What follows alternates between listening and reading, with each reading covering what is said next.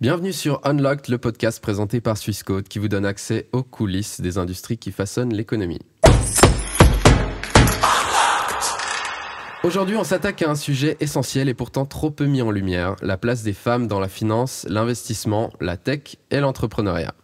En réalité, on ne devrait même pas avoir à faire de distinction entre investisseuses et investisseurs. Ce qui compte, c'est la stratégie, la vision, la performance. Point. Mais les chiffres, eux, ils racontent une autre histoire. Les femmes investissent moins souvent que les hommes, 48% contre 66%, et pourtant, quand elles le font, elles performent mieux.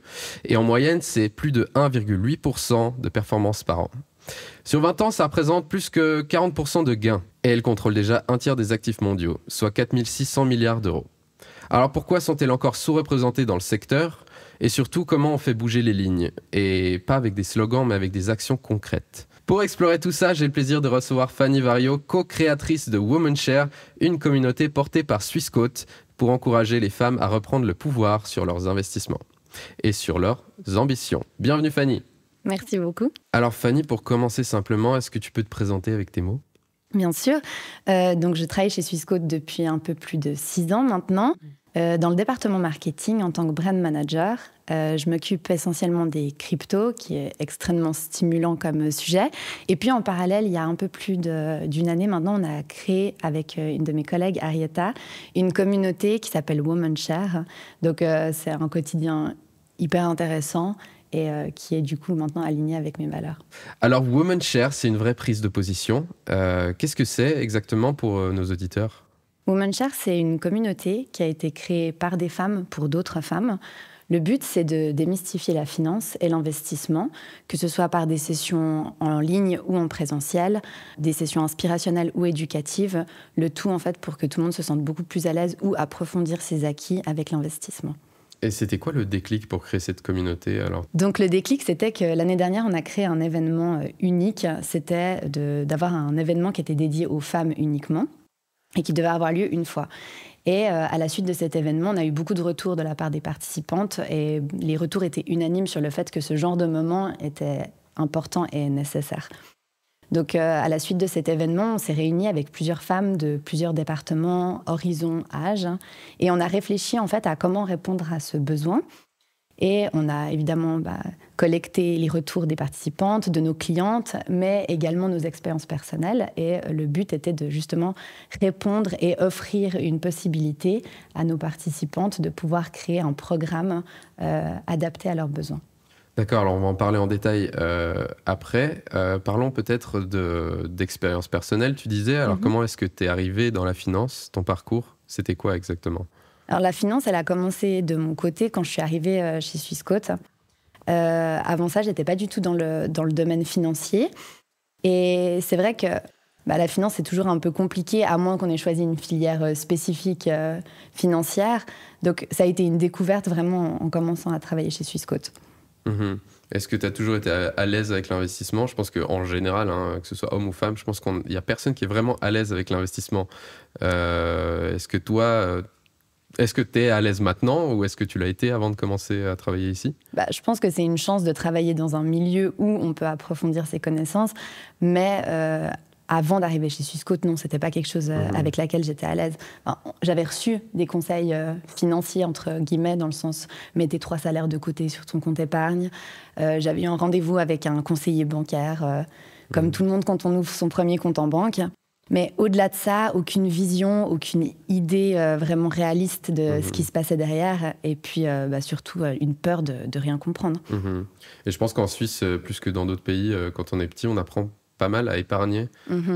J'ai des cousins ailleurs dans d'autres pays et je me suis souvent dit, tiens, en Suisse, j'ai quand même une notion de l'investissement sans le savoir vraiment. Toi, tu penses que tu avais vraiment des notions... assez clair avant de venir ou tu as vraiment découvert un monde quand tu es arrivé à Swissquote ? Non, je pense vraiment que j'avais très peu de notions et puis c'est vrai que ça a été un peu une découverte parce que j'avais cet argent qui dormait sur un compte épargne comme on me l'avait conseillé toute ma vie et puis finalement, comme tu disais, un peu découvert un monde dans le sens où je peux faire fructifier cet argent ou évidemment le perdre parce que l'investissement, il y a un risque qui est important de notifier. Mais pour autant, je peux faire quelque chose avec ce capital et je peux le décider moi-même en fait. Et ça, c'est important de pouvoir le décider soi-même et c'est important chez Swissquote. Aussi, c'est important de préciser que tout ce qu'on dit maintenant, c'est pas un conseil en investissement, bien sûr. On peut être pas très à l'aise avec ce qu'il y a sur les marchés et l'investissement.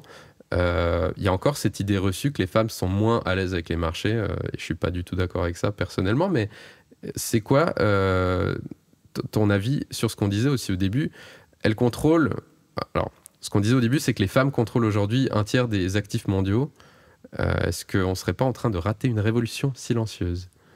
Alors, effectivement, il y a une fausse idée reçue qui est assez malheureuse sur le fait que les femmes seraient moins à l'aise avec l'investissement. Je pense qu'il y a beaucoup de choses qui expliquent un peu ce qui nourrit ce cliché. La première, à mon sens, c'est un manque de représentation énorme. Déjà, le milieu financier, il est connoté très masculin, comme beaucoup d'autres domaines. Puis, c'est vrai que quand on parle publicité, film, série, ou bien juste position hiérarchique, quand on pense à quelque chose dans le domaine de la finance, souvent, c'est des hommes qu'on nous montre. Donc, je pense que ça, c'est déjà une des premières raisons. Puis, la deuxième raison que je trouve toujours importante de souligner, alors je vais parler que de la Suisse à ce niveau-là, mais en Suisse, ça fait un peu moins de 40 ans que les femmes, elles ont accès à ouvrir un compte bancaire sans l'accord de leur mari. Donc, c'est vrai que c'est assez récent, en fait, comme donnée. Et je pense, du coup, que ces femmes, elles ont toujours eu le potentiel. Donc, une révolution silencieuse, peut-être, mais en fait, ça fait pas si longtemps que ça qu'elles ont accès à des endroits qui leur étaient interdits. Très perturbant de se dire que ça fait que 40 ans que les femmes peuvent avoir un compte bancaire. Faisons un zoom sur WomenShare, cette communauté dans laquelle tu travailles. Est-ce que tu peux nous en parler un petit peu? Oui. Donc, WomenShare, comme j'ai dit au préalable, ça a été une communauté qui a été réfléchie et pensée par des femmes pour d'autres femmes. Donc, c'est un mix de différentes sessions, qu'elles soient aspirationnelles ou plus éducatives, sur différents sujets financiers pour différents niveaux. Donc, on peut aller sur des sujets assez simples comme parler des différents types d'ordres ou simplement découvrir la plateforme ou approfondir ses connaissances d'une plateforme. Ou on peut aussi démystifier certains produits financiers comme les cryptos, par exemple. Et le but, c'est d'avoir vraiment un endroit où les gens peuvent s'exprimer de manière bienveillante, sans tabou, parce qu'on sait tous que l'argent, ça reste un immense tabou encore à l'heure actuelle. Mmh. Et quel impact concret tu as vu avec WomenShare depuis le lancement? Est-ce que tu as des retours qui t'ont marqué? Je pense que les retours les plus marquants, c'est évidemment celles des participantes après les événements. C'est vrai que c'est toujours assez touchant de voir qu'après la planification, l'organisation de ces événements, on a les retours à chaud en direct. Donc évidemment que c'est les retours qui marquent le plus, de savoir que c'est nécessaire et puis que c'est assez juste ce qu'on organise. Après, il y a autre chose moi, qui me touche particulièrement, c'est de voir la communauté dans la communauté qui se crée, parce que finalement, c'est des femmes qui s'inscrivent et qui viennent majoritairement seules, et puis qui repartent en faisant des connaissances avec des femmes qui ont le même centre d'intérêt, donc de plus connaître l'investissement. Et puis, un des aspects que je trouve vraiment bien, c'est que j'ai entendu la dernière fois qu'il y a des femmes qui s'organisaient des groupes WhatsApp pour continuer les discussions, s'encourager sur leurs décisions. Et je trouve que finalement, ça, c'est la plus belle récompense. Je pense que c'est ça qui est intéressant, c'est de pouvoir réunir une communauté. Du coup, la démographie des femmes qui viennent à ces événements, elle est plutôt d'où? Alors, les femmes, elles sont actuellement de Suisse alémanique majoritairement, parce que c'est là-bas qu'on a commencé avec la communauté. Et puis, on a lancé dernièrement un événement en Suisse romande pour la première fois. Donc avec beaucoup de participantes, on était extrêmement contents de cette édition. Donc c'est des femmes de tout âge, mais majoritairement entre Suisse alémanique et Suisse romande. Du coup, j'en parlais l'autre jour avec ma cousine, et c'est vrai qu'on se disait, il y a souvent la peur de mal faire ou de ne pas être légitime quand on investit, ou quand on parle de finances en général. Comment vous aidez concrètement à passer ce cap-là dans cette communauté? Bon, déjà, la peur de ne pas être légitime, elle existe dans tellement de domaines bien autre que lié à l'investissement. Mais c'est vrai que c'est quelque chose qu'on retrouve régulièrement et qu'on entend très souvent. Et c'était en fait assez central dans nos discussions quand on réfléchissait à créer quelque chose, comment on peut pallier à ce manque de légitimité. Et du coup, je pense qu'il y a vraiment, en tout cas nous, il y a deux axes qui nous ont paru assez importants. C'était, comme je te le disais au préalable, la représentation. Il manque cruellement de représentation dans la finance. Donc c'était de mettre en avant des femmes qui étaient inspirantes, et puis de les voir parler durant des événements. Ces femmes qui sont inspirantes aussi pour nos participantes, elles ont dû démarrer elles aussi quelque part. Et toutes leurs problématiques, tous leurs doutes, elles ont dû les traverser aussi. Et le fait de pouvoir se retrouver dans la personne qui prend la parole lors des événements, c'est, je pense, un sentiment de confiance énorme. Donc ça, c'est un des premiers axes. Puis le deuxième axe, c'est tout ce qui est connaissance. Parce que plus on connaît son sujet, plus on va se sentir légitime. Donc c'est pour ça qu'on a essayé d'allier autant des sessions éducatives que des sessions aspirationnelles pour vraiment pallier à ce manque de légitimité. Puis au-delà des connaissances, je pense qu'il y a aussi les données qui montrent que les portefeuilles gérés par les femmes surperforment ceux des hommes. Comme on avait dit, c'est plus de 1,8% par an. Comment tu expliques ce paradoxe ? Alors déjà, je trouve que c'est un petit peu parfois facile de séparer les types d'investisseurs par leur genre, parce qu'il y a énormément d'investisseurs différents. C'est vrai que là, si on prend un petit peu la globalité de cette statistique et si on regarde les grandes lignes, c'est vrai que les femmes, elles ont tendance à avoir des portefeuilles plus performants que ceux des hommes. Il y a plusieurs raisons, notamment le fait que les horizons d'investissement sont plus long terme que ceux des hommes. Et puis, il y a aussi moins de réaction aux fluctuations du marché. Une des deuxièmes raisons, ça va être aussi le choix des produits, qui seront souvent des produits avec des risques plus modérés. Et en fait, ces deux choses, souvent, ça fait des portefeuilles qui, à long terme, sont un petit peu plus prospères. Et tu penses que les femmes ont développé une autre manière d'investir, du coup, parce que tu parlais de différences d'investissement, en fait. Et est-ce que c'est le cas, selon toi ? Il y a des objectifs, des choses qui expliquent ça, peut-être ? Alors, en moyenne, on va dire que oui, les femmes vont investir un petit peu différemment, mais comme je le disais, il y a vraiment beaucoup de types d'investisseurs et il y a des hommes et des femmes qui investissent exactement de la même manière. Je pense que les femmes, elles ont dû réfléchir aussi à une autre manière d'investir pour plusieurs choses, notamment les différences à la retraite, où les femmes vont gagner beaucoup moins d'argent que les hommes arrivé le moment de la retraite. Donc effectivement, on va se retrouver souvent avec des stratégies qui sont beaucoup plus portées sur le long terme et moins de manière à avoir un revenu complémentaire en investissement, mais plus de pouvoir imaginer une retraite un petit peu plus pécuniaire. D'un point de vue macro, est-ce que tu observes un vrai changement ou est-ce qu'on est encore dans des approches très branding ? Alors, je pense qu'il y a beaucoup d'acteurs qui se rendent compte du potentiel des femmes et de l'investissement. Après, est-ce que toutes les initiatives sont sincères et profondes ? Pas sûr. C'est vrai que moi, j'ai vu beaucoup de cas de pinkwashing ou de communication un peu douteuse. Des entreprises qui envoyaient des emails ou faire un post sur les réseaux sociaux que lors de la Journée internationale des droits de la femme, à mon avis, c'est pas suffisant. Ce qui est vraiment intéressant, ce serait de pouvoir imaginer, de créer des espaces de dialogue, de pouvoir comprendre les besoins, d'y adapter, que ce soit les produits ou les plateformes. Ça, c'est vraiment le changement, mais juste de consacrer une communication 1 ou 2 fois par année, finalement, ça ne sert pas à grand-chose. Il faut des actions concrètes, quoi. C'est un peu ce que vous faites chez Womenshare. Est-ce que tu as des exemples d'actions concrètes que vous faites en ce moment pour justement éviter ce genre de pinkwashing ? C'était justement le but, c'était d'aller à l'encontre des communications douteuses et vraiment de venir avec une idée bien précise de comment on pouvait aider tout au long de l'année. Donc, comme je te disais, c'est des créations d'événements en ligne ou en présentiel sur différents sujets financiers pour différents niveaux de connaissances. Et ça permet du coup de mieux connaître que ce soit les plateformes, les produits ou des sessions plus aspirationnelles pour, si besoin, se sentir plus légitime ou avoir des sessions où on va apprendre quelques tips. Donc tout ça réuni, ça peut faire la différence, en tout cas je l'espère.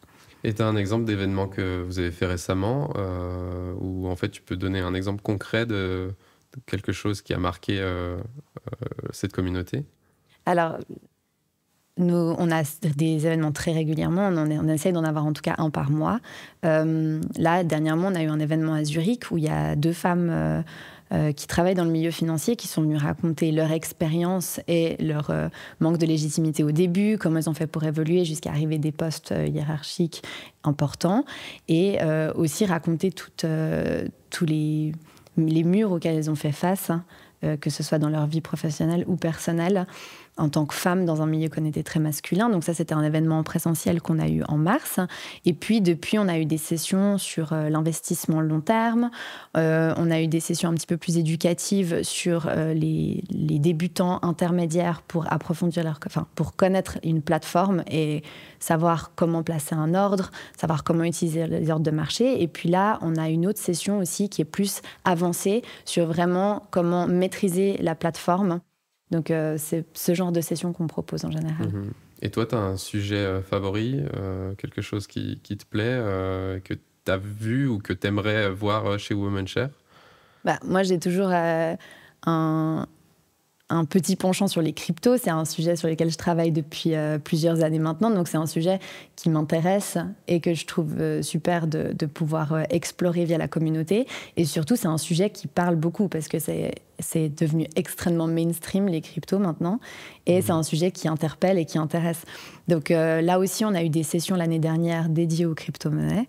Et c'est des sessions, j'espère, qu'on va répéter cette année. Et est-ce que toi, avec ton expérience à Swissquote, tu as vraiment vu l'évolution entre, tu disais au début, apprendre à gérer l'argent que tu as, et maintenant, en fait, avec tout ce que tu as appris ici depuis, ça fait quoi, 6 ans que tu travailles chez Swissquote? Comment tu te comportes maintenant avec l'investissement? Est-ce que tu as des tips personnels? De nouveau, ce n'est pas des conseils en investissement, mais juste simplement pour savoir ton point de vue sur l'investissement en ce moment. Mon point de vue, en fait, ça a été que c'était, à mon avis, ça ne tient qu'à moi, que pour moi, c'était un manque à gagner de ne pas investir. En fait, ne pas investir, je perdais de l'argent. Bien qu'en se disant qu'en investissant, il y a un risque de perdre son argent, mais c'est très important de s'en rappeler. Mais en tout cas, c'était mon point de vue. Là où je trouve que ça aurait été extrêmement intéressant pour moi, c'était de savoir plus jeune que de commencer avec des tout petits montants. Ça, c'était aussi important. Et qu'il ne faut pas avoir un énorme capital pour commencer à investir. Donc ça, c'était quelque chose, en tout cas, qui me semblait important de rappeler. Et puis, concernant l'investissement, c'est de nouveau qu'on n'ait pas beaucoup à mettre chaque mois ou qu'on ait une grosse somme. C'est important, je pense, de le faire de manière régulière, que ce soit pour limiter les risques ou pour diversifier son portfolio. Donc, c'est des choses un peu basiques que je pense d'autres personnes vont le dire aussi. Mais du coup, pour moi, ça, c'est les choses les plus importantes. Le faire de manière régulière et peu importe le montant, finalement. Et du coup, les institutions financières, elles ont un rôle à jouer. Mais lequel, concrètement, selon toi? Alors, si je prends toujours le sujet des institutions avec les femmes, à mon sens, il y a un rôle immense à jouer et il y a quelque chose en fait qui n'a pas été adressé, en tout cas pas par tout le monde, c'est le fait de bien comprendre la cible et l'audience que sont les femmes et de comprendre leurs problématiques, leurs besoins et de trouver des solutions en fait pour répondre à ça. Là, aujourd'hui, on voit, comme je te le disais avant, que la retraite elle est diminuée pour les femmes comparée aux hommes. Quelles sont les choses qu'on va mettre en place? Est-ce qu'il s'agit de produits, de plateformes, d'outils, mais en fait vraiment de comprendre ses besoins et de pouvoir y répondre. Et ça, je pense que c'est un des rôles les plus importants que les institutions pourraient prendre. Tu parles d'inégalité à la retraite. Est-ce que tu peux développer un petit peu là-dessus? Oui. En fait, c'est une statistique qui est, je trouve, assez marquante. C'est que les femmes, en moyenne, elles vont toucher à la retraite 20 000 francs de moins par année qu'un homme. Ce qui équivaut à peu près à 35%. Ça va s'expliquer par plusieurs choses. Ça va s'expliquer par notamment des carrières interrompues, des taux partiels et malheureusement encore des inégalités salariales. Et là où je trouve la statistique, bien que malheureuse, mais aussi intéressante, c'est que du coup, l'investissement peut être un levier. Et du coup, les institutions, comme je te le disais avant, pourraient trouver des solutions et proposer des solutions beaucoup plus adaptées à l'audience qu'est la femme. Womenshare, tu le vois où dans quelques années, à court et à long terme? J'espère que d'ici quelques années, la communauté aura encore plus grandi. Là, actuellement, si je parle en chiffres, sur le groupe LinkedIn, on est à peu près 1000. À nos événements, on est toujours complet, donc c'est génial.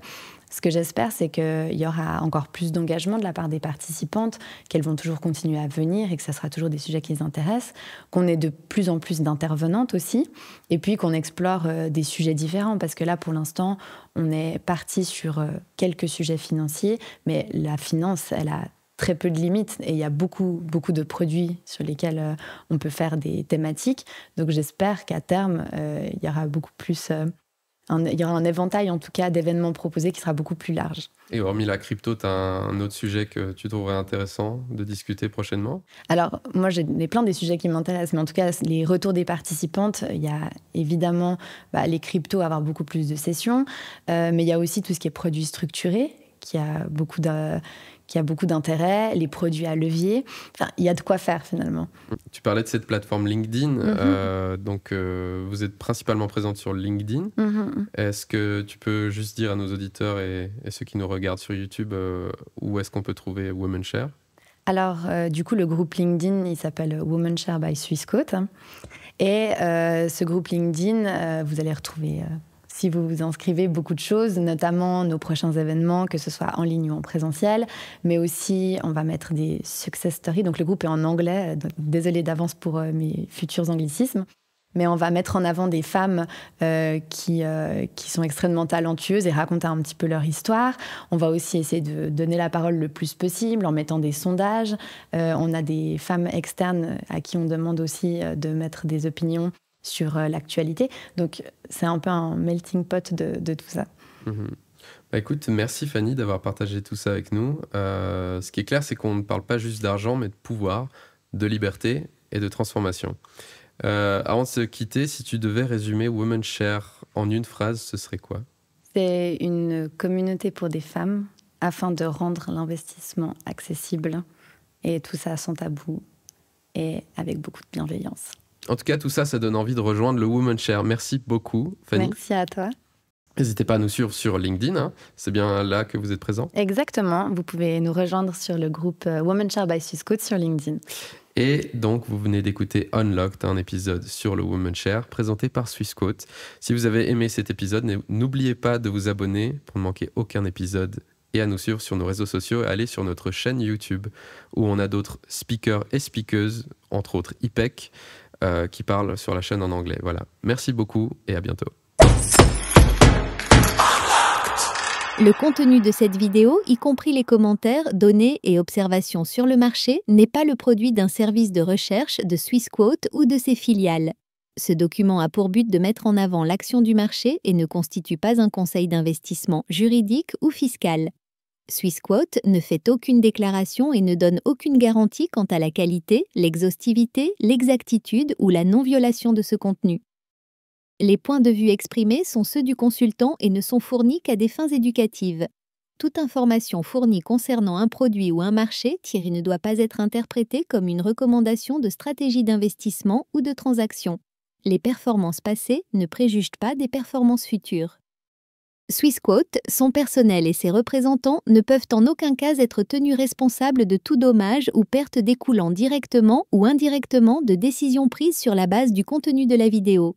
L'utilisation de marques ou de marques déposées de tiers est uniquement à titre d'information et n'implique pas l'approbation de Swissquote, ni que le titulaire de la marque déposée ait autorisé Swissquote à promouvoir ses produits ou services. Swissquote est la marque de commercialisation des activités de Swissquote Bank SA, Suisse, réglementée par la FINMA, Swissquote Capital Markets Limited, réglementée par la CISEC, Chypre, Swissquote Bank Europe SA, Luxembourg, réglementée par la CSSF. Swissquote Bank SA, Royaume-Uni, réglementé par la FCA, Swissquote Financial Services, Malte. L'UTD réglementé par la Malta Financial Services Authority, Swissquote MELUTD, IAU réglementé par la Dubai Financial Services Authority. Swissquote PTLIDD, Singapour, réglementé par la Monetary Authority of Singapore.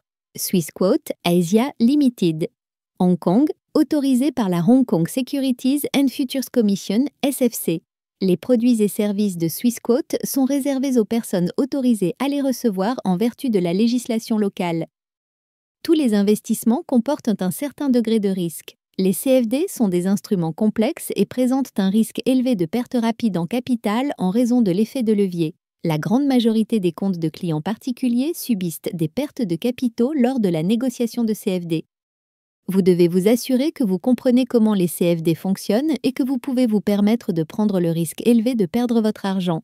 Les actifs numériques ne sont pas réglementés dans la plupart des pays et les règles de protection des consommateurs peuvent ne pas s'appliquer.